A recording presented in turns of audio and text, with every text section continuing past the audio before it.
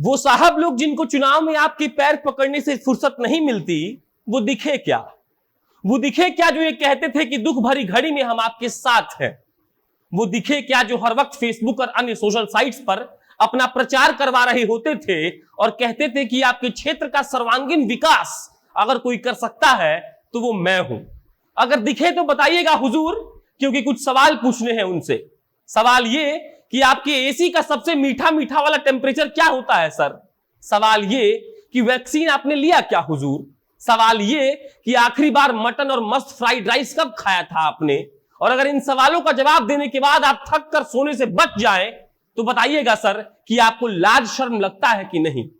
पिछले 6 दिन से बीमार थे, अब ठीक होकर लौट आए हैं उन्हीं सवालों के साथ जिसका जवाब आप लीचर नेताओं के पास नहीं है, उन्हीं सवालों के साथ जिनका जवाब संसद में बैठे वो बेशर्म नेता नहीं दे सकते हैं, उन्हीं सवालों के साथ जिनका जवाब हमारे सूबे के मुख्यमंत्री के पास नहीं है।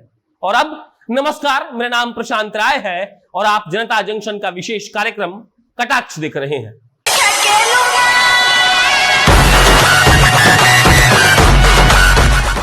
और नीतीश जी कैसे हैं आप?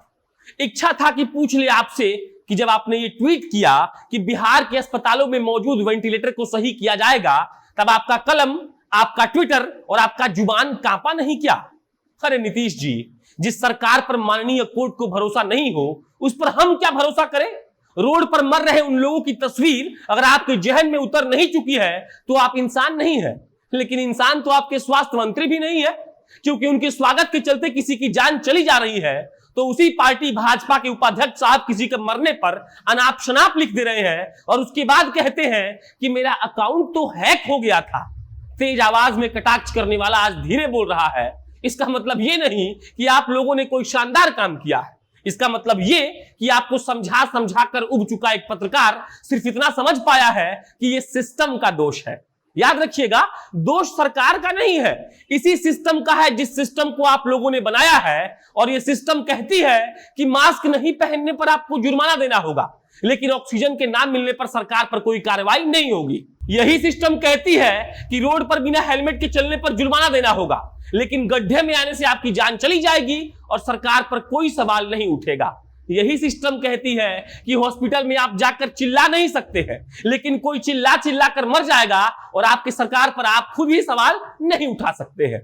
लानत है ऐसी सरकार पर, लानत है ऐसे लोगों पर जिन्होंने उन बेशर्म नेताओं को चुनकर सत्ता के सिंहासन पर बिठाया है, जिसको अपने आवाम की चिंता नहीं है।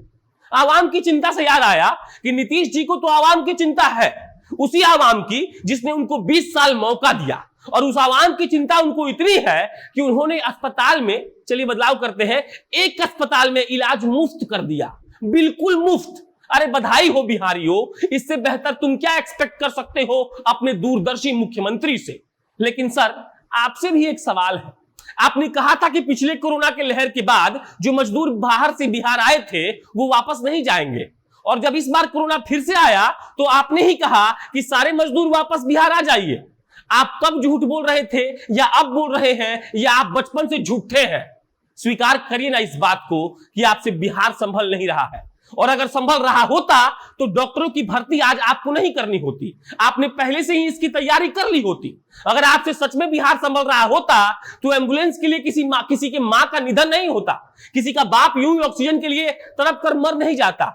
और एक बात बताएं आपको, आपके अस्पताल में जाने से लोग डरते हैं, क्योंकि उनको पता है कि अगर सरकारी में जाएंगे तो वहां से लाश आएगी, और अगर प्राइवेट में जाएंगे तो जमीन बेचकर पैसा देना पड़ेगा।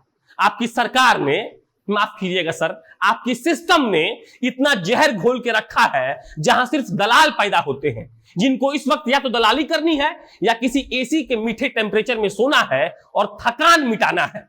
कितने विधायक आपको दिखे जो सदर अस्पताल के बाहर बैठकर इस बात की निगरानी कर रहे हो कि उनके क्षेत्र के लोग का इलाज सही से हो रहा है? कितने मंत्री आपको दिखे जो इस बात का आह्वान कर रहे हैं कि अगर किसी को किसी बात की दिक्कत है तो मेरे नंबर पर फोन करिए? कितने एमएलसी आपको इस बात पर जोर देकर बोलते हुए दिखे कि अगर कोई परेशानी हो तो हम हैं? और यही लोग अगले चुनाव के वक्त दिखेगा आपके कदमों में लोट लोट कर विकास का दावा करके आपसे आपका वोट हथियाने के लिए। ये सब बोलकर कोई फायदा तो नहीं है, लेकिन क्या करें, बर्दाश्त नहीं हो रहा है, इसीलिए कह रहे हैं। सोचिएगा कभी इत्मीनान से कुर्सी पर बैठकर कि नेताओं ने कब बुरे वक्त में आपका साथ दिया है। और अगर जवाब ना मिले तो अपने विधायक को अभी फोन लगाकर पूछिए कि सर आप इतने बेशर्म और बेहाया कैसे हो सकते हैं।